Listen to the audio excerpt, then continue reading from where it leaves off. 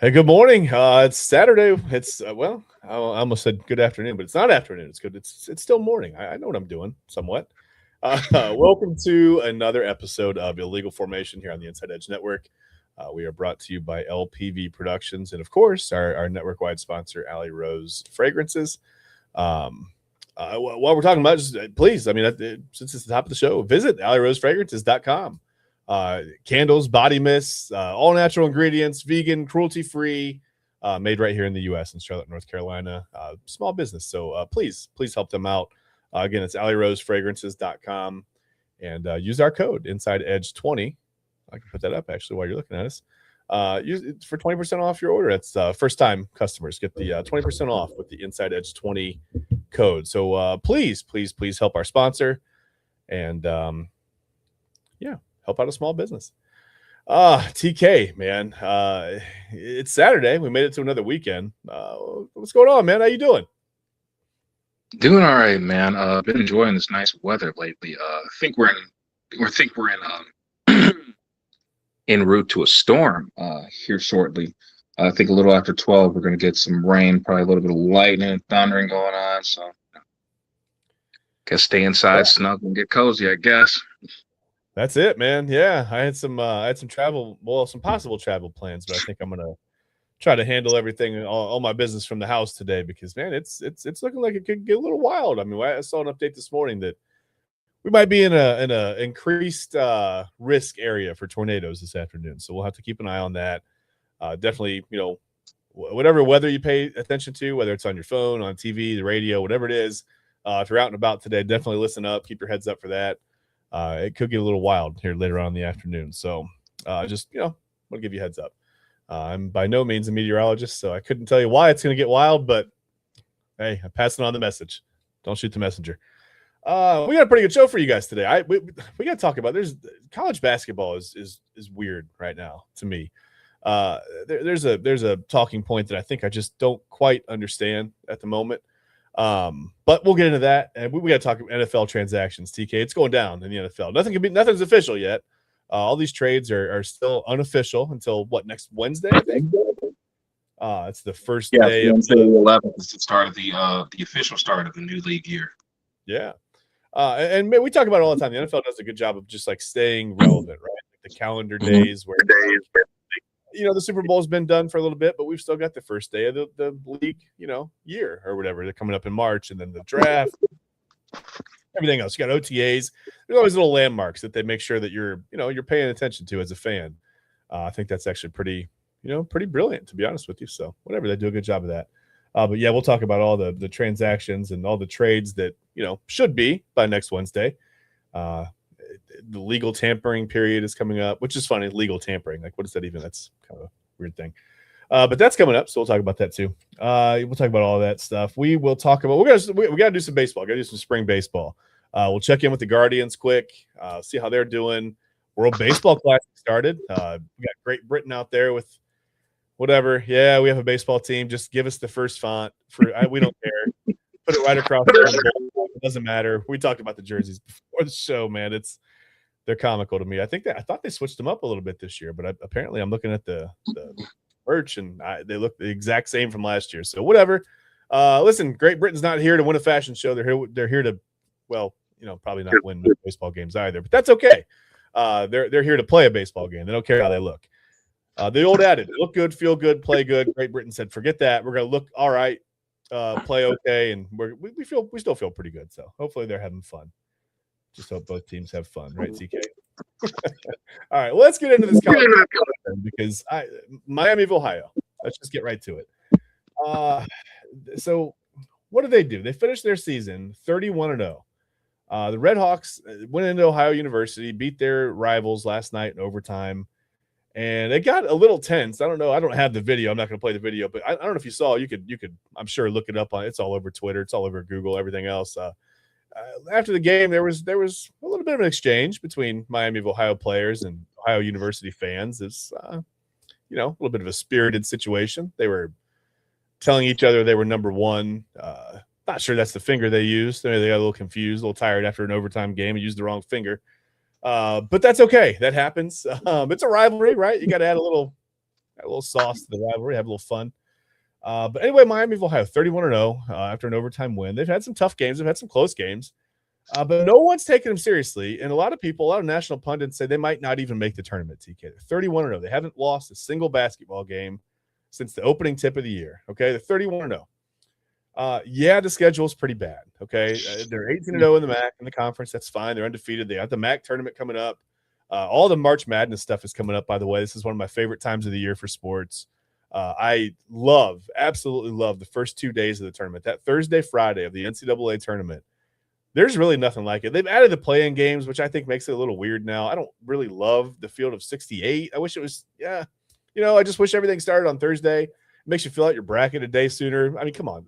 For people like me who procrastinate for a living, basically, you can't give me a day before the tournament. You're excluding me from participation. That's not fair. So I'm working up a lawsuit for that as we speak, but whatever. It doesn't matter. The Thursday and Friday, love that. That's maybe my favorite 2 days in sports, honestly. And I'm not a huge college basketball guy, but that tournament's perfect. I love it. It's great. So anyway, Miami of Ohio was just trying to get there. They're 31-0. They've beaten everyone. And for everyone saying that they haven't played anyone, yeah, that's true. But TK, I don't know if you heard about this. So their head coach, and it's their associate head coach, Jonathan Holmes.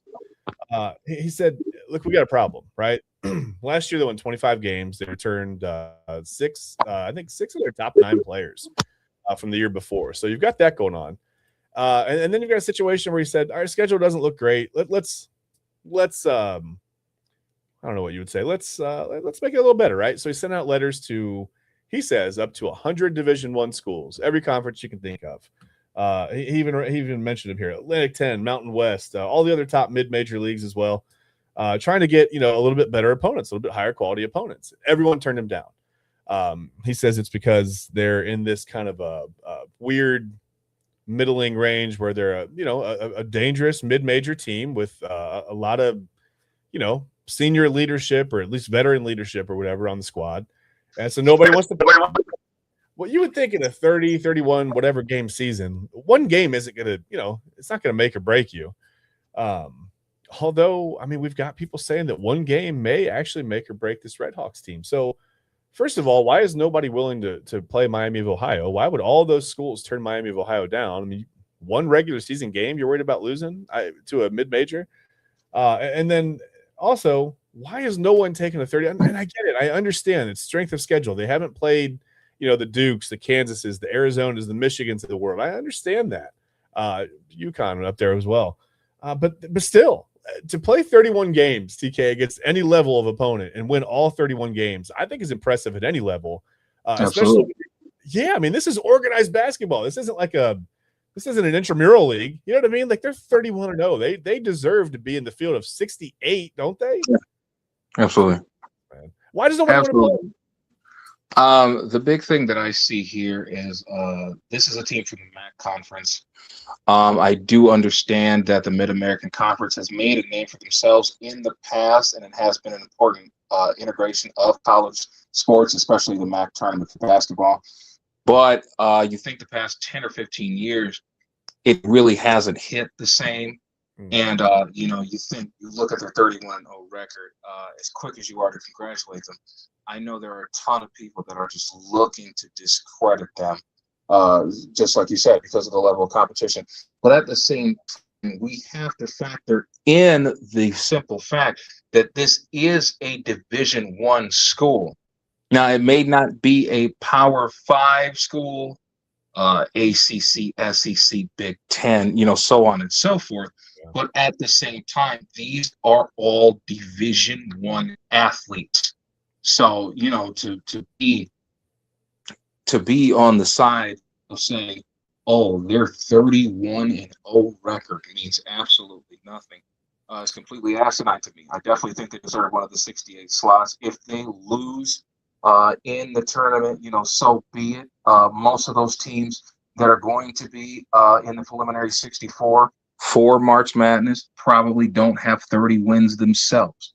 No. Yet we still find some type of merit or credit to think that we can discredit Miami of Ohio for what they have done this year.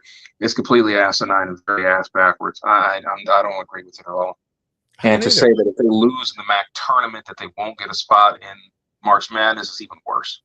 Yeah, it's even I can't imagine them getting it. And some people are saying even if they get to the MAC final, that's it. So they'll be what, 34, 35-1 for the season. And you're going to shut that team out. And I get it. The win and you're in, aspect of the whole, all the conference tournaments. You're going to have teams in there that are, 16 and 18, below 500, teams that just got hot at the right time of the year that weren't consistently good enough all year to beat every single team on their schedule, no matter what you think of the competition. Listen, they've had some overtime games. They've had some tough games. Akron, by the way, and men's basketball in the MAC has gone 34-2 over the last 2 seasons. So it's not like the conference is completely devoid of good basketball teams, right? Like they've got some competition there. And I understand, again, we're not talking about, like you said, the Big Ten, the SEC, any of these conferences that are considered the Power Five, whatever.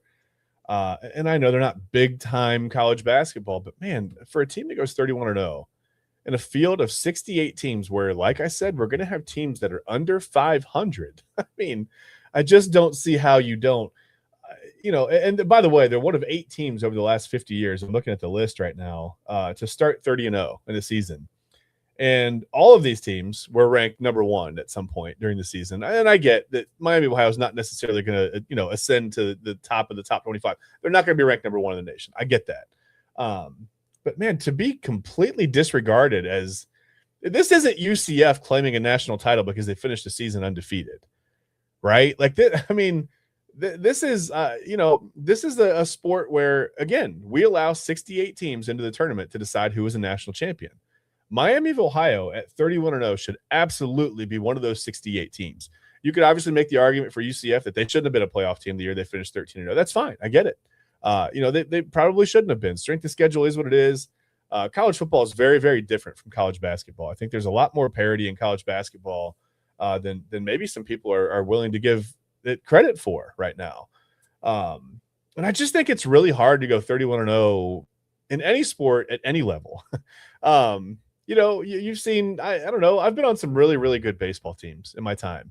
And I know baseball is a different sport than basketball, but the point is, I mean, any day, anybody could have your number, right? There's got to be a situation you go to an arena and shots aren't dropping or whatever. This hasn't happened to Miami of Ohio this season, 31-0. And we're really talking about how maybe they don't deserve to be in the tournament. I don't know. It just.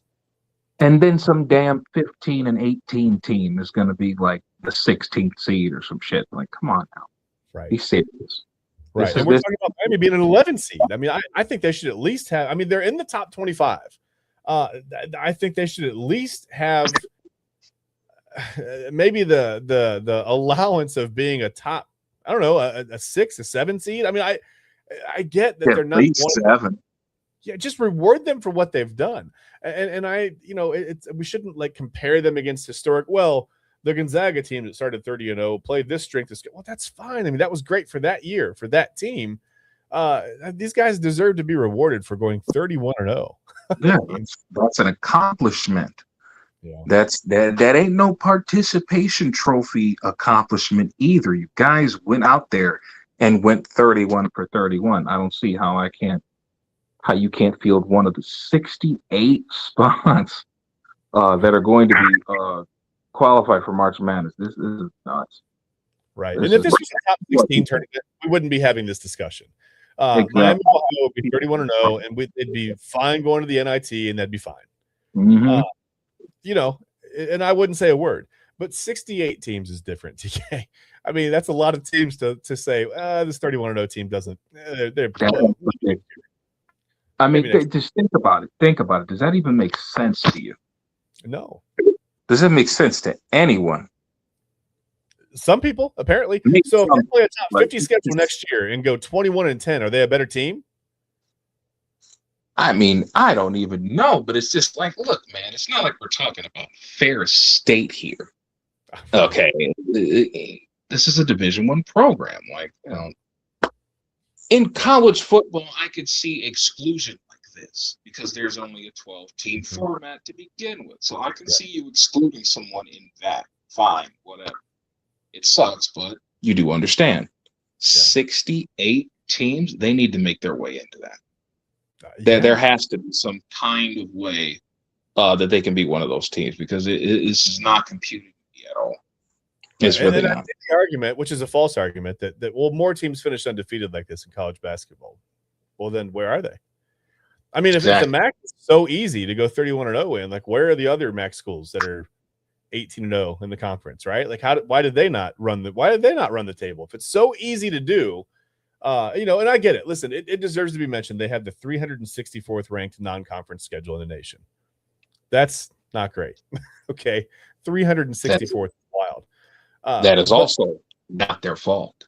Not their fault. We talked about it. I mean, they tried to schedule games. They tried to improve their schedule. They tried to get some better competition for this team that, their coaches felt was, again, veteran laden, battle tested, kind of like let's get some tests before we get to the tournament. And it's not going to do them any. Listen, this is and I get when they get there, they might be completely overwhelmed by the talent level of whoever it is that they end up playing because they haven't had the challenges. But that, again, that's not a reason. That's not their fault. You can't hold that against them. And so be it. If they do, they do. If they get overwhelmed and get beat, I mean, so guess what? So do 67 other teams. At some point, everybody's going to lose a game except for that one team that's left standing at the end. So it's not like, we start this team or this tournament of 68 teams and we everybody wins every game. I mean, there's a loser in every single game. It doesn't matter who the matchup is. I just don't get holding this against them. It's pretty wild. Yeah, I get it. It's crazy too because you think about the rest of the MAC.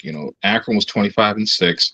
Yeah. Kent was 24-8. The rest of those teams are either hovering or below 500. Yeah. So I don't know. Maybe we can make the SEC argument. The MAC is so good, they're cannibalizing each other in the regular season. That's stupid. Oh man, I don't know. It's crazy. It is crazy. Well, whatever. Like I said, I think Miami of Ohio deserves to be in. I guess we don't need to spend any more time on this. We'll see what happens in the MAC tournament. I'm going to have my eye on all the conference tournaments coming up here. It happens so quickly, man. It's like the regular season's over, and all of a sudden, boom, we're in the semifinals. And I'm like, how did I miss 18,000 conference tournament games in 2 days or whatever? But it seems like that happens to me every year, so I have to pay a little better attention. But we'll keep our eye on Miami of Ohio. We'll continue to let you know what happens if they, make it into the tournament. 14 seed at 35-0 or something. Who knows? A little bit of a unfair situation, but again, not their fault. They tried. Okay, TK. Let's completely switch gears. College basketball. We're gonna go from that. We're gonna go to the NFL. Let's head to pro football. Let's a little more of a contact sport. But right now it's kind of a non-contact part of the season, right? Even the trades aren't official yet. The league new year doesn't start until next Wednesday. I believe that's the 11th. We said a moment just before this. A lot of trades happening. Most importantly, I'm going to start with Max Crosby going to the Ravens for 2 first-round picks because that's right here in our division. And if you happen to know anything, TK, about the Browns' offensive line situation, but we've had a couple of discussions about it. I don't know if you remember. You're getting a little old like me. No, you're not getting old. The Browns aren't in a good situation, offensive line. And now you've got Max in the division. Poor Joe Burrow, by the way. I saw someone say that Joe Burrow has to face Max Crosby, Myles Garrett, and TJ Watt, each of those guys twice in a season. He's probably just going to demand a trade or retire now, but whatever. I saw a joke. Somebody said Aaron Rodgers retired too once he saw Max Crosby. I'm like he was, obviously the game plan that they had against the Browns showed that they were so obsessed with avoiding anything Myles Garrett related that, is this what they're going to do against the Ravens as well? You can't survive like this. Anyway, Max Crosby to the Ravens. A, does that make sense to you? B, how much does that terrify you as a Browns fan with no offensive line? And C, 2 first-rounders? Right. Well, A, it makes perfect sense because I do think with the Jesse Minter hire at head coach, they want to look at ways to improve this defense even more. Now, a lot of their struggles on defense had to do with the lack of personnel. They got hit with a boatload of injuries right after week 3. It was so strange. We just watched Raven after Raven drop like flies. And so that defense definitely suffered a lot. Getting a guy like Max Crosby instantly puts you guys back up to the next level. That helps guys out like Roquan Smith. That helps out guys like sorry, my apologies. It definitely helps guys like Marlon Humphrey and Kyle Hamilton, especially in that back end. It may cut off some of the time in which you need to cover, because Max Crosby is going to cover whatever ground that quarterback that they're facing is going to try to make up. So it definitely makes a ton of sense for them. As a Browns fan, I got soil in my drawers right now. It's bad. This is a year in which we have to rebuild our entire offensive line. They are all going to leave. And now you make this defense that we have to see twice a year that much more lethal with an above average all-world guy like Max Crosby. Yeah, I'm scared to death. And for 2 first-round draft picks, a little bit expensive, but at the same time, we just talked about it. A player of the caliber of a Mad Max Crosby, yo, I'll take 2 first-rounders for that. To be quite honest, I think it could have been more. Okay. Someone got away with one. They really did. Okay. All right. Listen, I mean, there was a time where we, as football fans and analysts and whatever, there was a time where we were obsessed with a good edge rusher, right? I mean, it's still a game changer. I mean, a guy like Max Crosby is still a game changer. Yeah, you have to have one, and I think you have to add one to a good team. Obviously, he wasn't, enough in Las Vegas to move the needle quite enough for the Raiders to be good, especially with Geno Smith just completely bottoming out at quarterback last season. We talked about it at times. It looked like he was completely lost. Listen, it happens. No shade to Geno Smith. It just didn't have a good year. It didn't look good. At all. Right. But yeah, Max Crosby. So let me ask you this too. The Bears are making some moves. So the Bears traded DJ Moore away to the Bills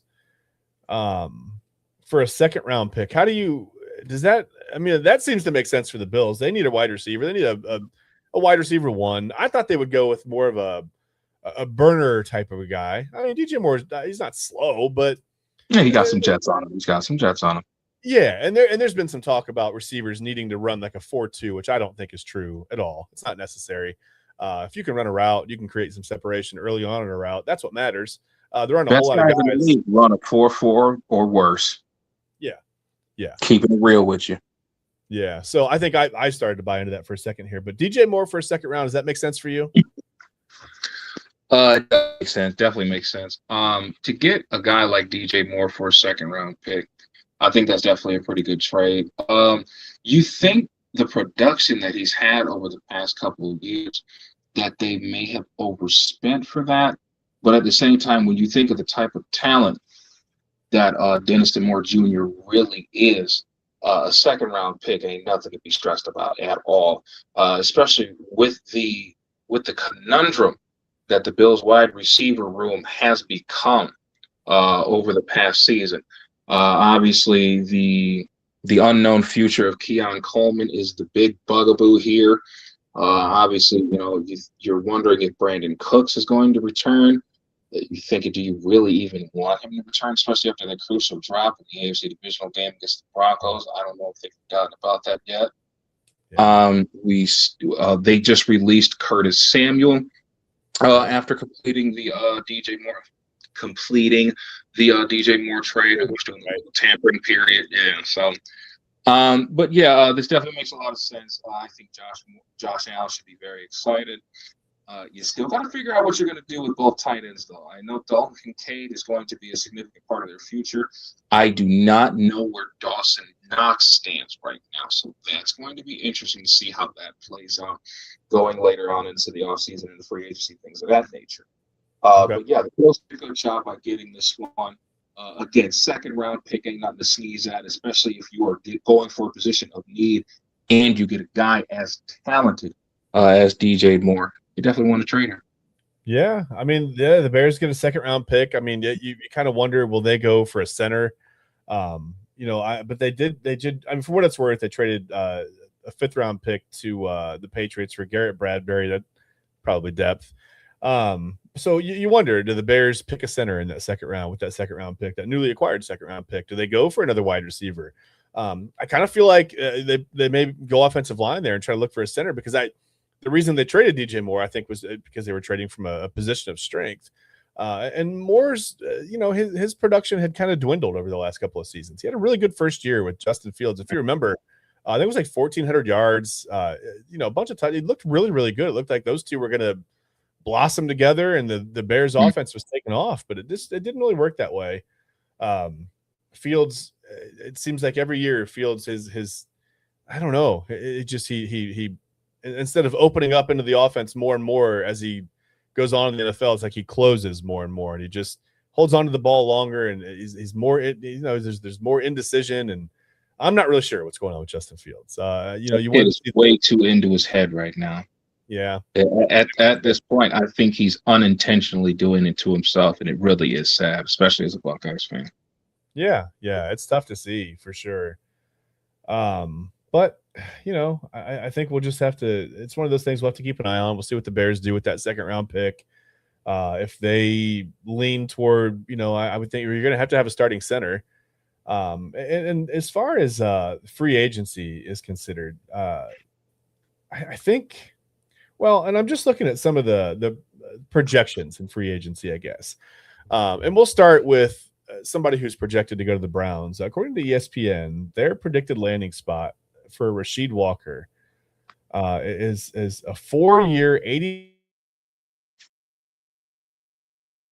million contract with $50 million guaranteed to Cleveland. No. I was a little surprised by that. I was a little pissed by that. No, absolutely not. Do I think Rasheed Walker is a solid tackle? Yes. Yeah. Do I think Rasheed Walker is a solid enough tackle to acquire $20 million a year? No, the hell I do not, and neither should anyone else, including the Green Bay Packers. Listen, from what I have seen from Rasheed Walker, he is a decent pass blocker. He's not, he's not one of the worst offensive linemen in the NFL by any stretch of the imagination. But there is a lot to be desired. Rasheed Walker does tend to struggle a little bit against the speed guys. He'll do a little bit better against the speed guys versus the power guys, because you saw what Myles Garrett was able to do to him week 3. We got an up close and personal look at that.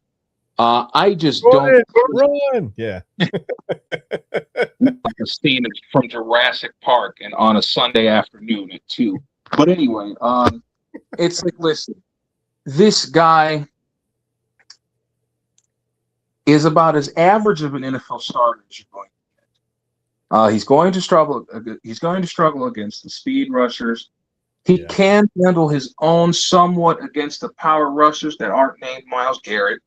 But still, I just do not think that we should be forfeiting $20 million a year to this guy. The tackle that we got not too long ago, Titus Howard, in the I think we traded a 5th rounder for him. Mm-hmm. Yeah, Howard gave up a sack last year.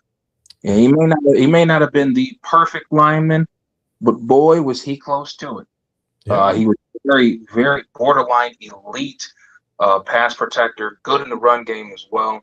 I don't see Rasheed Walker being that, especially for another franchise, especially for us, when we don't know exactly what the quarterback situation is going to be. Now, a team with a more solidified plan at the quarterback position may go ahead and kick the tires on, giving them that 4-year, $80 million deal. That's just what the player market is right now. I can't argue with the market. I don't want to disrespect Rasheed Walker at all, but I do not think he is that high priced of a free agent as we are making him out to be. I really don't think he is an echelon. I think he's pretty good. I don't think he's damn good. I damn sure don't think he's great. So to be able to forfeit $80 million over 4 years to a guy that ain't that great is again very asinine to me. Yeah. So And especially with a team with no cap space at all. We have no damn money to be goofing this off. I guarantee you 3 of those starters on that offensive line come September are going to be rookies. Yeah. We do not have money to play this game right now. And you better hope they get those draft picks right, by the way. You can't miss. Exactly. And when you have to replace the entire offensive line, and you look at the left tackle position first, and you know that this guy is not damn good or great, and you have other damn good or great offensive linemen that are out there, like Tyler Lindenbaum from Baltimore. Now I'm throwing 20 million AAV at him way before I throw 20 million AAV at Rasheed Walker. That's just how I'm getting down. Yeah. Hey, Lindenbaum is projected to the Bears, by the way, for 4 years, 90 million. Just it makes perfect sense. Yeah, according to their forecast or whatever, their crystal ball, if you will. Yeah. But it makes perfect sense, especially with the retirement of Drew Dahlman. Best wishes to you and your endeavors. But yeah, to get a guy like Tyler Linderbaum, especially if you just traded for Garrett Bradbury. Now, I know Garrett Bradbury isn't the greatest center in the world, but he is a capable starter. He has started a handful of games for both the Minnesota Vikings and the New England Patriots.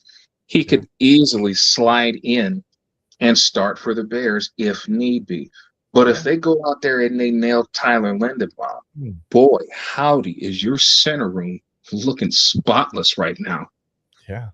Yeah. And then you can add some depth at wide receiver if you want to with that second round pick. Again, they don't need that. They've got plenty of pass catchers, but you could, man, you talk about winning a trade, and that's how you win a trade, right? Like you immediately replace the assets. But I don't know. I mean, I was a little surprised to see that. That's the only player on ESPN's list of free agents that they have, forecasted to go to the Browns. So for what it's worth, I guess it's all in on Rasheed Walker for 4 years, 80 million. Listen, the Browns are coming from a place of need, right? And then maybe that's why maybe the market gets a little bit inflated because you have to have a left tackle. You can't put nobody out there, much the way they did for 4 years of Jedrick Wills, right? You can't do that. I hate to do that, but it's true. But yeah, you got to have somebody out there, and if you got to have somebody decent, and you're going to have to overpay right now if you're the Browns. And I think to your point, I think it's a smart thing to wait and at least have an idea of who the quarterback is going to be before you start spending big money on offensive linemen. Bring guys into the draft, and if you're going to supplement through free agency, maybe wait until next season when you know a little bit more about the future of the quarterback spot, because it does matter. The type of offensive lineman that you have absolutely matters depending on your quarterback. If you've got a more mobile guy, you want to have, probably some lighter offensive linemen that can move a little bit and, float with the pocket and make adjustments on the fly or whatever. If you've got a guy that's just going to sit back there in the pocket like Aaron Rodgers and, plant his feet and wait for the concrete to set or whatever while he throws, then you're going to have a brick wall out there. Yeah, exactly. So it does matter. It absolutely matters. I think that's a good point. So I don't know. I mean, I don't think the Browns are in a situation where they can really wait to see who the quarterback's going to be before they start acquiring offensive linemen. You got to do something. But I think that's why you build interior, right? You go for center, go for guards. Think about the running game first. Draft a tackle, and then kind of see where guys fall into place, and you can supplement next year through free agency when maybe you have a little bit more cap room. So I don't know. I think that's probably a smarter move. Anybody else? Any other? By the way, I was looking at Malik Willis. They have him 2 years, $44 million to the Cardinals. And I mean, does no one respect Jacoby Brissett? I thought Jacoby Brissett did enough in a weird situation in Arizona to at least get a shot at a look at being a starter there, didn't you? Yeah, to be quite honest, yes, I did. I was very impressed with what Jacoby Brissett was able to do in the second half of the season. Definitely thought he clearly outplayed Kyler Murray and made a case for himself as a 2026 starter. But new head coach Mike LaFleur may have different plans going into the season. They have the third overall pick. I don't necessarily think they want to draft somebody. Definitely not that high. Mendoza's already going to be gone. I don't really see a clear-cut QB2 in this draft class right now. First round. You're stuck somewhere between Ty Simpson, Taylon Green, and maybe Garrett Nussmeier. So, and again, maybe. So, yeah, they might not draft a quarterback. Yeah. But at the same time, Malik Willis going to the Cardinals, it does make a little bit of sense, especially since Kyler Murray is going to be gone by the start of the new year. 2 years, $44 million. It's steep for a guy with only 6 career starts. A bit steep, but again, that's what the player market is. That's what the player market requires. So that's what we're going to go with. Malik Willis to the Cardinals makes a ton of sense. For their running game. Arizona's running game was absolutely piss-ass abysmal last year. And you think about the mountain of injuries that they had. They lost Trey Benson, the Florida State running back, early. Emari DeMarcado after his embarrassing blunder against the Tennessee Titans. He missed a couple games due to injury. I think they had Michael Carter on the roster for a little bit. He was delegated to punt return and special teams duty for a majority of the season for the Arizona Cardinals. So there is really no true answer in that running game for the Arizona Cardinals. So to be able to add a quarterback like Malik Willis, who obviously has the damn Jets, would be a significant improvement to that Arizona run game. It would be a nice Band-Aid to put over that until we can find out what exactly the entirety of this backfield is going to look like. Yeah. Hey, getting back to I just saw this comment, and it's weird. It tells me that it came in at 7:28 a.m. But from our guy Ryan Moster, when we were talking about Miami of Ohio men's basketball, he said it would be an absolute injustice if they didn't make it to the dance. Appreciate you, Ryan. We agree with you, obviously, and we'll see you tomorrow for the Sunday Sports Show. We can even talk about it then if you want to. Appreciate you, Ryan. But yeah, I don't know. And I'm seeing, by the way, just other things that interest me as far as Browns holes to fill. Some people had mentioned Rashid Shaheed as a possible target for the Browns. Yeah, I would love it. I would. ESPN says no. It's and for 3 years and $40 million. How do you feel about that? Yes, that would be perfect. Listen, again, we don't have money to be playing these damn games. We really don't. Yeah. However, Rashid Shaheed, without a shadow of a doubt and a salt on my ear, will be the best returnman that we have had in this city since the great Josh Cribbs. Without question. That man was absolutely cash money for the New Orleans Saints for 6 seasons, and then did the exact same thing almost immediately for the Seattle Seahawks in their road to an NFL championship. Listen, we get him for 3 years, $42 million. And listen, it's not just the special team that we're getting from this club, too. Homeboy can fly with that deep route now. You hit him on that post route, too. You get that quarterback situation figured out. Shador's got the best deep ball on this football team right now. You think he's not going to want to add to that treasure chest? Isaiah Bond and Jerry Jeudy, and hopefully we get Cadillac Tate in April. If the cards fall right into place for us to do so, and then you nail Rashid Shaheed in free agent. Listen, and you had that boy return everything. And that can help a bad offense really easily. And you've got Harold Fannin at tight end who can kind of help sink down. It gives you a little bit of room. Not even necessarily over the top, but just in that intermediate to long, type of route.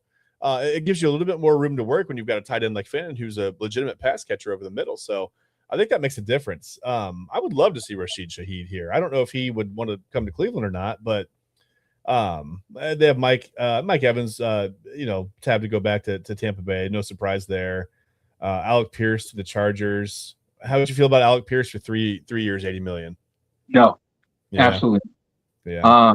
Again, this is a guy that averages 40 catches a year. 40 catches, 4 touchdowns a year. And ain't worth no damn $26 million a year. Yeah. I don't care what the hell the player market said. That ain't worth $26 million a year. You are a deep threat, sir. Yeah. Deep threat prices, please.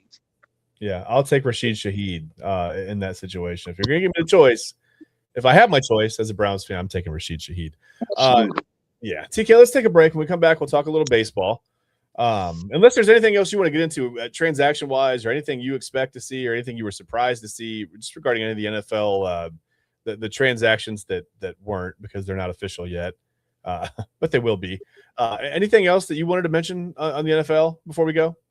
Nah, brother, you covered a majority of it. Did a great job. I appreciate Next you. subject. You're the first person to tell me I did a good job in a long time. No, I'm kidding. We're going to take a break. We're going to take a break. And before we go, remember, please visit our sponsor, AlleyRoseFragrances.com. Use that code. Use the Inside Edge 20 code, capital I, capital E. It's all one word. I'll put it up for you again as we before we go to break here. For 20% off your order for all first-time buyers. You're going to get the 20% off by using that code, Inside Edge 20. So, again, right now we have the autumn day candle still going strong in my house. It smells amazing. Now it's 70 degrees outside. You've got the windows open, candles burning, just a nice breeze. You can smell it all through the house. It's amazing. It's starting to be a really good time of year. Maybe my favorite. We'll talk about it later at the end of the show. We'll debate it. I don't know if we're going to debate it. We may agree. Yeah, we may agree. But we'll get to it. But give us five or so minutes on the Inside Edge Network here. We'll be right back. Thanks for sticking with us on a Saturday now afternoon. We just switched over to afternoon. Look at that. And we'll be right back with you here in 5.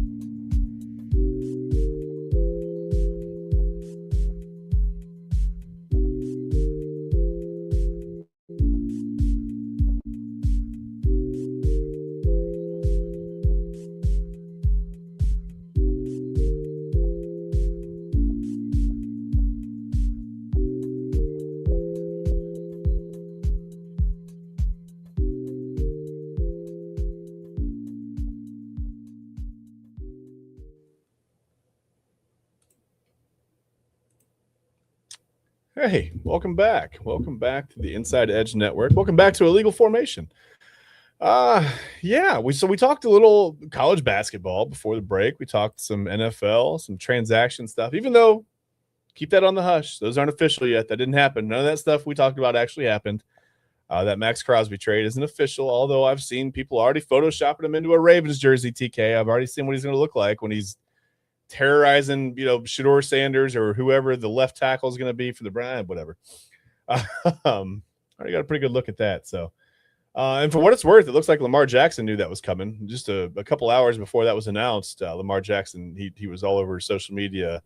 It seemed like he was posting, things to show his excitement of something that was maybe going to happen. So I think he might have had a little advanced knowledge on that. That's okay. That's good. You want your quarterback to know what's going on, right? Even on the defensive side of the ball. By the way, before we get into any spring training or World Baseball Classic stuff, I saw an interview. Jim Rome talked to Ryan Day, TK, and Ryan Day said, "I didn't even know Jim Rome was still doing whatever." I thought I don't know. It was cool to see. I just hadn't watched in a while, I guess. But Ryan Day says he wants Arthur Smith to be the head coach of the offense for the Buckeyes. I mean, I think that sounds like a good deal, don't you? We don't have to spend too much time on that, but I thought, listen, I think Arthur Smith is best. He does well in a spread offense with a little bit of power run. I know he didn't have that kind of a situation in Pittsburgh, but I also think they didn't really have the personnel to run, exactly what they run in Columbus. It's a little different. So how do you feel about Ryan Day giving up total control of the offense to Arthur Smith? I don't necessarily mind it due to the simple fact that Arthur Smith has a ton of NFL experience. Mm-hmm. But I will say this in regards to Arthur Smith. If he has an elite 3-down running back, anything is possible. Okay. That is the main thing that I will say about Arthur Smith. Do not look at this man as some type of offensive genius, because he is not. Yeah. He really isn't. Is he a solid offensive coordinator? Sure, I'll give him solid. Is he innovative and creative and super gadgety and knows how to get players involved? He's not necessarily the greatest at that. But if you give him an elite tailback, i.e. Derrick Henry, Bijan Robinson, things will be fine. Okay. What about Bo Jackson? Not that Bo Jackson, but the Ohio State version of Bo Jackson. Right. Hopefully he can be elite. Hopefully one of those kids in that backfield can be elite. Yeah. But yeah, due to the fact that he has NFL experience and some at a very high level, he was the offensive coordinator for the Tennessee Titans when they went on their AFC Championship run in 2019. Mm-hmm. He was the head coach of the Atlanta Falcons for 3 seasons. Was the offensive coordinator for Pittsburgh for 2 years. You guys had to sit through Kenny Pickett for a majority of that. That was pretty nightmarish, but somehow, some way, they were still able to win games. I just think, why not? Because you think, Matt Patricia was a, disgraced former NFL coach, head coach, whatever you want to call it. And he made beautiful music last year, obviously before losing to Indiana and Miami in the way which we did. Yeah, wasn't the defense's fault, though. Yeah. Right. He was able to rebuild his reputation a little bit as a solid play caller and a over-the-top strategist, schematics guy. That's becoming a term as of late. I don't know if I'm late to the party, but that's a term that I've been hearing a lot lately, schematic guy. Yeah. Arthur Smith, as far as the schematics, not horrible, just not anything to write home about, I think. But if they have an elite running back in the fold, everything should be okay. Okay, so I'm not looking at it like a Chip Kelly, Tom Herman type of offense. You're telling me? Chip Kelly's okay. Tom stinks. Okay, fair enough. But it's not going to be that creative, right? From Arthur Smith, it's like Herman has some creative stuff. Obviously, Chip Kelly, we talk about all the time. I mean, Kelly was pretty ultra creative. I mean, the things he did with the running game, and his 1 year as the offensive coordinator at Ohio State were pretty impressive. You saw the immediate drop off then too. Yeah, absolutely. I wanted to get into that too. Sorry, I cut you off. My fault, brother. No, it's okay. It's okay. Yeah, Chip Kelly should definitely remain in college football. That is something that he has an absolute vice grip over. I understand you enjoy the challenge of the NFL. You did okay as the Philadelphia Eagles head coach. I say okay because that first year was beautiful. Everything else after that playoff loss to New Orleans was either shit or dog shit. So, it's just, not really something that I care to go about. And, of course, his stint with the Oakland Raiders, his Las Vegas Raiders. Someone stop calling them Oakland. I can't do it. I'm having a hard time with it. But they belong in Oakland. Anyway, the stint with the Raiders didn't go as well. I think he was fired after, 11 games. So, yeah, brother, just stay in college football. You have a vice grip over the universe of college football. Just keep it that way until you decide to hang them up. It's fair. You got to be who you are in this world. I've said it before on the show. That's one of my favorite quotes from a movie. It just is what it is, right? What else we got going on? Let's see. We got to talk baseball. We're going to switch gears. That's enough college football for now. I can always talk college football, but for now, we're going to switch gears because it's starting to be baseball season. We got World Baseball Classic stuff going on. We have spring training. What do you want to talk about first? You want to talk about World Baseball Classic? You want to talk about spring training? What's heavy on your mind right now? I kind of want to talk about the Indians. Okay. Guardians. Good God. Yeah, I think that's a swear jar situation. I think you got to put a swear jar. That's for the whole network. Yeah. Real quick, I just want to say in the World Baseball Classic right now, it looks like a Little League tournament. I know it's only after 2 games, but Shohei Ohtani is hitting .833 with 2 home runs. It's ridiculous. It's fun to see. Fun to see this kind of. You don't see that kind of numbers. World Baseball Classic. Love it. And after this year, they need to cancel that shit. That doesn't make any damn sense. No. They need to cancel that. No, that's terrible. Why? I understand Shohei is like that. I understand he's like that. An .833 batting average in 2 games. You start off high. It's just bull play right now. I mean, you've got teams. We talked about Great Britain's uniforms off the air today. I mean, you've got teams in here that are just happy to be there, right? You've literally got teams that are just, hey, we're happy to be here. Right. Competition will get better as it goes on, as we get out of pool play, and that'll get a little better. So don't worry about that, TK. But let's talk about the Guardians. Let's talk about spring training baseball. Real quick, I want to take the time to point out the fact, just while I have it, that the Braves are on top of the standings right now. And I want you to remember this because I don't think this is going to be consistent with all year this year. Right now, if you look at the Grapefruit League, the Braves are a half a game up on the Yankees because it's weird. You got teams that play in Florida, teams that play in Arizona. So the Grapefruit League right now, the Braves are 10-2. I don't think this is the way the regular season is going to go for Atlanta. You've also got the Yankees there at 10-3. But then I know that, the next 3 teams are pretty much just warm butt. You got the Cardinals at 8-4, Pirates at 9-5, and the Nationals are sitting at 6-4. So I'm not going to get too excited about being on top of the standings right now because the Braves have already had 2 pitchers go on extended IL, 60-day IL with elbow stuff, procedures, right, loose bodies, whatever. You got the Jurickson Profar incident where he was stupid enough to be caught for a second year in a row, testing positive for a performance-enhancing substance, whatever. Just pure stupidity. And TK, I'm not one I don't ever dump on athletes like that. I will give the benefit of the doubt all day. It's not easy to be a professional athlete by any means. Absolutely not.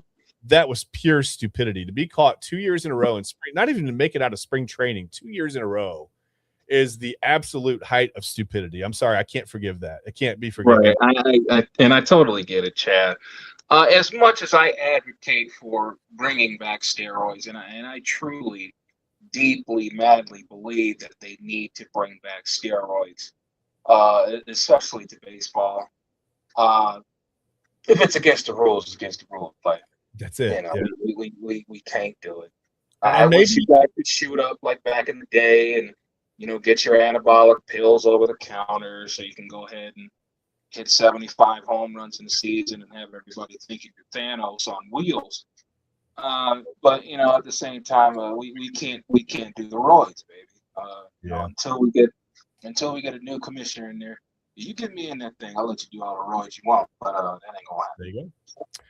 There you go. So this is the beginning of TK Dandridge's campaign to be a commissioner of baseball right there. It started right here live on Illegal Formation. We'll never forget that. Let's talk about the Guardians, because where are they? They're 7-8 right now.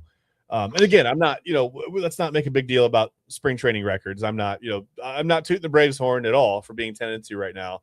I don't necessarily think the Braves are going to have that great of a regular season. They could be good. They could even sneak into a wild card. I don't expect them to win the NL East. You can't start out with this many injuries and this many problems and this many distractions and this many issues and whatever word you want to use.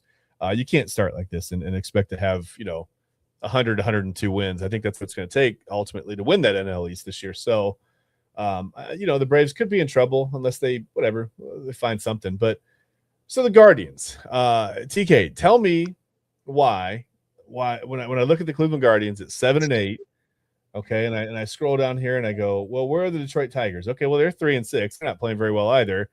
Their roster is a little decimated. They're dealing with World Baseball Classic stuff. And I'm sure you saw where Tarek Skubal said he's pitching one game, right, for Team US, and then he's going to report back to Detroit. I think the bottom line, everybody's like, oh, look at that, he's trying to help his team win. I think the bottom line is he's in a contract year. I think that's most of his concern right now. Unfortunately, in baseball, it's like that, right? Like you got to take care of about yourself. You got to be very selfish when it comes to these things.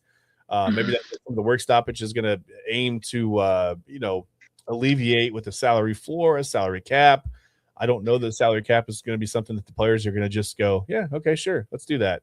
Let's cap our earnings when guys are making ridiculous out of this world money. It's not NBA money, on average, but guys at the top of baseball are making ridiculous money. And they're not going to want to give that up. So that's going to be that's going to be a big point of contention after December 1st, but we don't have to worry about that until December, TK. Let's talk about why I should be excited as a Guardians fan. Give me something, man. Are they going to win the AL Central? Are they going to win 140 games? Like what's going on? Why should I be excited? Me personally, I just think, all the years that we've gone into a Guardian season thinking, well, okay, this is going to be the rebuilding year. We got rid of this, that, and the other. So not really expecting to be that great. And to win in 95 games, anywhere between 90 to 95 games. So to be quite honest, what gets me excited about this Guardians team is that they have made things happen in the past. And for some foolish reason, whether it is blind faith, whether it is me actually making sense for the first time in 33 3/4 years of being on this damn planet, I just think they make things happen. They have a decent roster. I like the pitching rotation. Obviously, I'm hurt that we gave up on Shane Bieber so soon, but I do understand what the fear was with the type of injury that he had. So if you wanted to get some compensation for him at any time, that was probably the time to do so. Yeah. And I really like the guy they got back for him, by the way. Cal Steven, I think, projects very, very well. Not in the immediate future for the Guardians, maybe a couple years, but I think he projects very, very well to be a top-end starter, especially with the way the Guardians work with fastball slider guys. I'm super excited about Cal Steven. So, but that's neither here nor there right now. Yeah, absolutely. As for the rest of the team, obviously Jose is still there. Mm-hmm. I'm kind of excited about our pitching rotation. Yeah. I don't know much about these guys outside of Pete Avila and Gavin Williams, who I'm a big fan of. I definitely think Gavin is going to be the opening day guy. I could be wrong here. But, if Gavin Williams is the opening day pitcher, our number one pitcher, I definitely think he's going to have an even bigger year. I think he's going to be more involved. We could possibly see him start about 35 games this year. Granted, he stays healthy. Hopefully he stays healthy. Right. And I just think this team is just pretty deep. I don't think this is a team that is looking to rebuild at all. I definitely think they want to improve on what they did last season. If not, at the very least, match it. Go out there and win 90 games, win the division, and get a playoff spot. So, if you are a Guardians fan and you're looking to be excited about the season, think exactly how many times you thought it was going to be a rebuilding year, and it didn't happen that way. Yeah, and it feels like all of a sudden there's a little bit of buzz, right? Like, You worry about Chase DeLauder. I haven't really heard much of an injury report on him or an update on him. So you worry about the lower body stuff with him because with him, it's always like the nagging long-term injuries. I think it's going to be exciting to get a look at Travis Bazan in the World Baseball Classic. I know you don't like the World Baseball Classic, but this is a good. I think it's a good chance for us to get a look at Bazana on a different, just like a on a worldwide, the big stage, right? Not the biggest, it's not the World Series, not the playoffs, but I think it'll be a good chance to get a good look at him and just see how he can carry that Australian lineup or whatever. And I also think the Rhys Hoskins signing was kind of cool because I mean you go from feeling like your team did nothing in the offseason to improve, right? The only thing you lose Emmanuel Clase last year, he's not coming back. You lose Luis Ortiz, he's not coming back. These guys they're in big trouble. But yeah, you add Rhys Hoskins, and suddenly it's like, okay, well, how long have we talked about the Guardians needing, that big right-handed guy? And I know Hoskins had a down year last year, but usually in baseball, the trend is to kind of regress to the norm. But I think Hoskins for Rhys Hoskins, I think he would progress back to the norm. It would be a leap back up a little bit if he's healthy and can play, 115, 130, whatever games for the Guardians. I think that's a great sign that they are looking to win now. And granted, the Guardians aren't going to be the team that goes out and, spends $280 million over 7 years on a pitcher to watch them make, 18 starts over 7 seasons or whatever. They're not going to do that. They're going to, but what they do really well is they develop guys from within, right? And that's why I thought, again, adding Cal Steven, minor league guy who had hit crazy numbers. I mean, it looks like he could be with this Guardians scouting and development. Well, not the scouting because they've already scouted him. He's there. Now it's time to develop him, right? And they do a better job, I think, than anybody in the league, maybe, of just taking fastball slider guys and making them really, really effective starting pitchers. But yeah, you've got Logan Allen, Tanner Bybee. Tanner Bybee needs to, I think, maybe be a little more consistent for the Guardians. But if he is, and you've got Gavin Williams up there at the top, and these guys can stay healthy and show some ability to be consistent as starting pitchers. I don't worry so much about the bullpen without Clase. I think you've got guys there that can fill in, and I don't think that, Kate Smith has electric stuff. You've got Hunter guys. I think there are pieces there. Really, for a small to mid-market team, I think the Guardians are set up pretty okay. I just worry about them being able to compete with Detroit. It does make me feel a little bit better that they signed Hoskins because my biggest thing was Framber Valdez and Tarek Skubal. Well, the other way around, Skubal and Valdez is the 1-2 in that rotation for Detroit. I think it left the Guardians vulnerable without a big power right-handed bat. But now that they have Hoskins there, they're a little less vulnerable to that. They can do some different things with the lineup, platoon guys in different ways, and I think they're just a little more. They're a little more solidly built to compete with Detroit today than they were maybe 3 weeks ago before the move. Does that make them a better team? Yeah, if Hoskins is healthy, sure. I think it does. I think it could add maybe 4 wins, and I had projected them to win about 88 games. I think that maybe it puts them into the low 90s now if he's healthy. So I think that one move for really not a whole ton of money, I think that made a big difference for them. I thought that was a smart, frugal move by the Guardians, and I'm here for it. I mean, this is what they do, right, TK? Say it again, boss.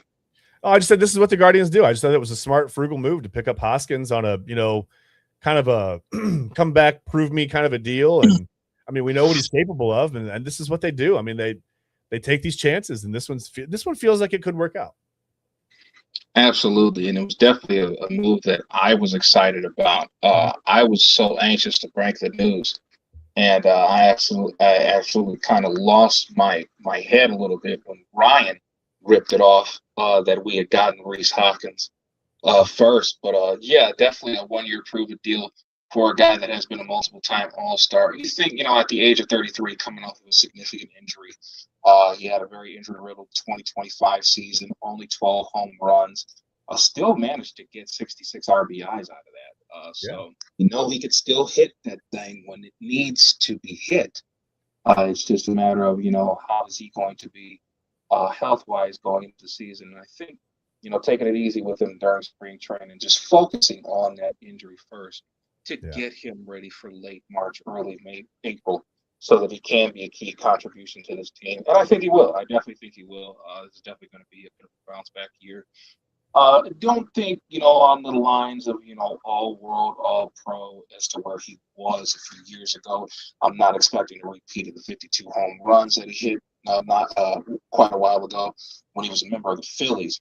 I'm thinking more so along the lines of, 15 to 25 home runs, somewhere in there.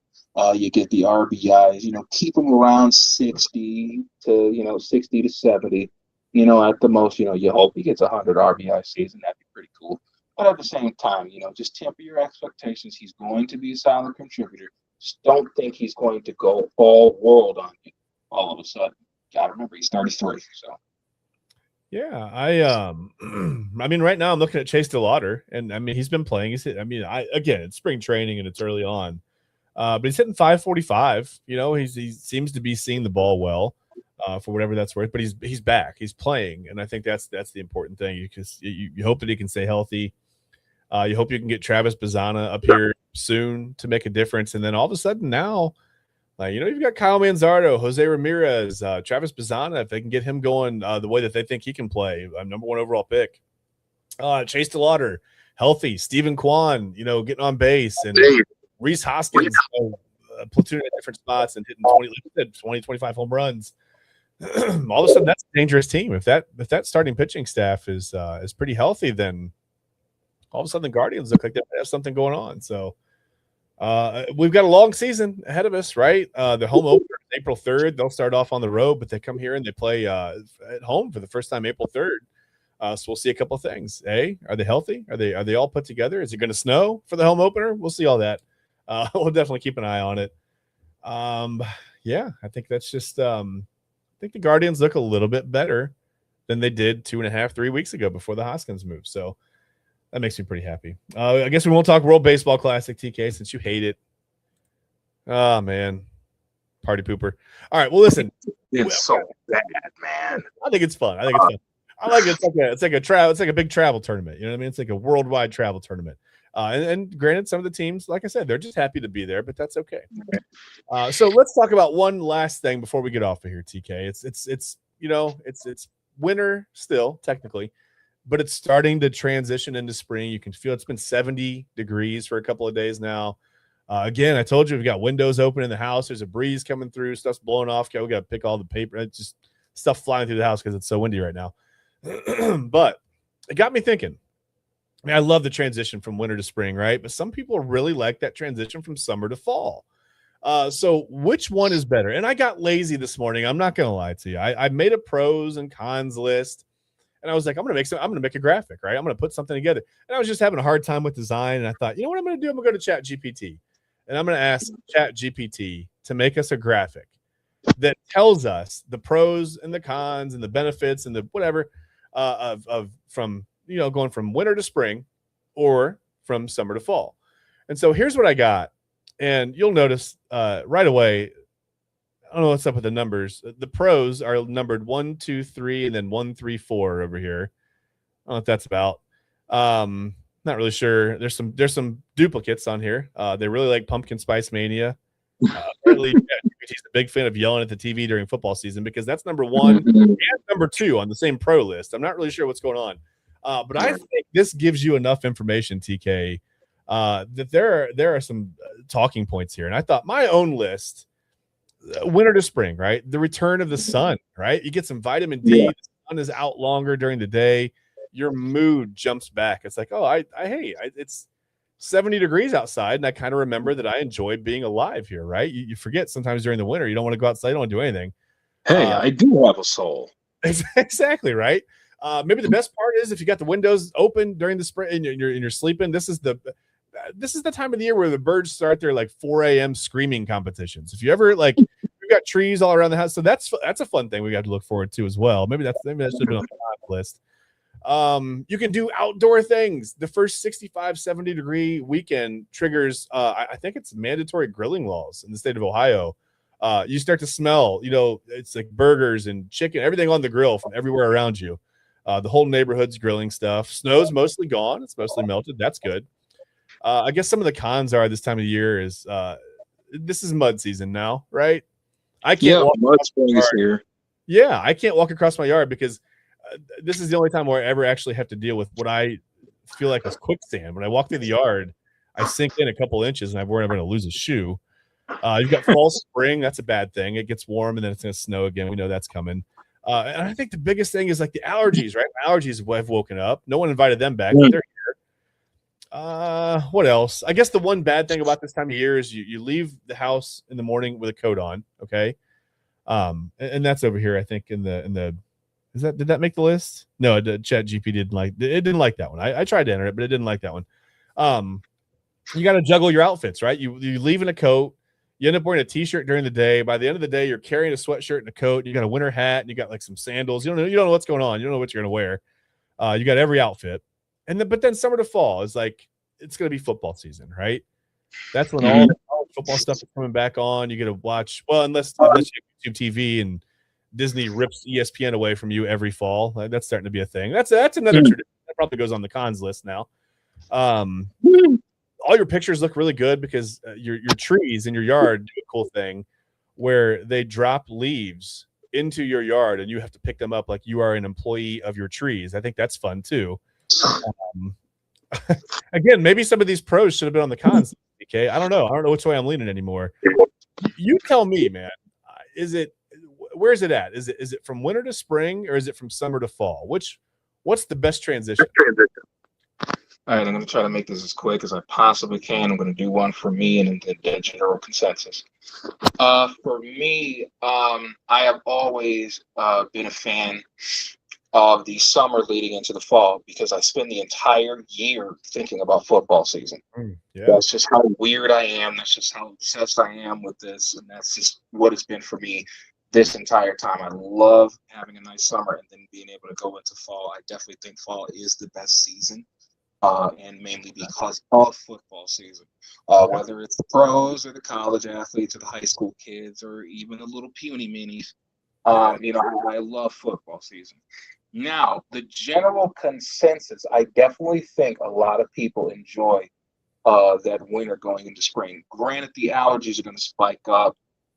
Granted, that's when all the dumb folks are going to come out and start doing mass amounts of dumb shit to where we got cops at every corner now because they want to stop, whatever dumb shit is going to concur because the weather done got nice, and now these niggas want to act out. So with that being said, I definitely think the general consensus is winter going into spring, definitely better weather. We're sick of being cold, obviously. There was a little part in winter, I want to say late January going into the middle of February, where it was just inevitable that we were going to freeze our asses off for that entire day. So, yeah, to be able to get out of that is definitely a good thing. And I definitely think the general consensus would say, I like winter going into spring more than summer going into fall. But for me, it is the opposite. Okay. Well, I only disagree with you in theory because I like the summer weather. I'm a summer birthday guy. I'm a baseball guy. I played baseball all my life, right? And I played other sports as well, but I mean, baseball is my thing. So I do like that winter into spring because I know what's coming. Weather-wise, I don't love the summer into the fall. I like the cool weather in the fall, but I know, again, what's coming in the winter, which, one day this winter, I was taking my kids to school. It was 20 below zero, and I thought, what are we doing here? Like, I should be hibernating. I shouldn't be outside in this. Right. Weather-wise, yeah, I think winter to spring is where it's at for me. But yeah, man, there's nothing better. And even though I'm a baseball guy, TK, I love college football. I love the start of it. I love that end of summer, those first couple games where you get that, the Labor Day weekend games or whatever, where it's like there's going to be a game on Monday. It's probably going to be like number 8 versus number 14. You get like a number 1 versus number 6 early in the weekend. And it's like, man, college football is not just back. Like, it's back. Like, we've got top 10 matchups, everything going on. So, man, for sports, nothing really beats, summer into fall. But then for weather, I love like just the long grind of the baseball season. That's fun for me. But, yeah, it's the weather, right? Going from winter to spring, it's like you can go outside, you can breathe again, except for the allergy part of it. But, you go out there, you don't have to worry about your eyes freezing or your nose freezing and, 30 seconds or whatever. You walk out, it's 20 below and everything freezes and you don't want to do anything. So yeah, I think weather-wise, it's winter to spring. Sports-wise, for sure, summer to fall. I love it. And then also you've got playoff baseball in that transition from summer to fall. So that's one of my favorite things to watch in the world too. So yeah, it's all good there. I'm gonna call this one a tie. TK, I'm not taking a side on this one. I'm calling this one a tie. I'm not even picking one. I'm just gonna say they tied. I can understand. You know what actually convinced me was this Chat GPT with 2 times of yelling at the TV, all the pumpkin spice mania, and it's got a point there. I mean, pumpkin spice products in the fall, over 9,000. Pumpkin spice products from winter to spring, 0. You don't really. And maybe that's why we don't see. Maybe the pumpkin is what alleviates our allergies. Maybe that's what we need to look into. That we need to study that. Get somebody on that. All right, man. Do you have anything else before we get out of here? I just heard the rain start coming down, so it's probably about to start storming. It's definitely raining pretty hard here now. So I'm gonna get out of here before my power goes out because it likes to do that here. Right. Nothing today, Chad. Probably have a little something for you tomorrow. Okay. Well, yeah. Tomorrow we'll be back with the Sunday Sports Show with Ryan Mosser, and of course TK and I will be there. And don't forget, just don't miss that. Don't forget to tune in for that. Make sure you follow us. All social media. Make sure you're locked in and when we're gonna go live. That way you can never miss a thing here on the Inside Edge Network. Friday night we had a Mic Check Take 2 debut. There's all kinds of programming. We got Real Talk with Papa Moon coming up later with a very special guest. I can't wait to see who that's going to be. A surprise. Can't wait to see who that's going to be. Just everything. Sunday night, it's the main event. There's the Side Hustle Wrestling podcast. There's Jersey Chasers. There's the Commissioner's Couch. There's talking everything. Just everything that we have going on is so exciting. You don't want to miss a thing on the Inside Edge Network. So please make sure, and I'll pop the graphic up. I mean, there it is. You see us. We're on YouTube. We're on X. We're on Facebook. We're on Instagram.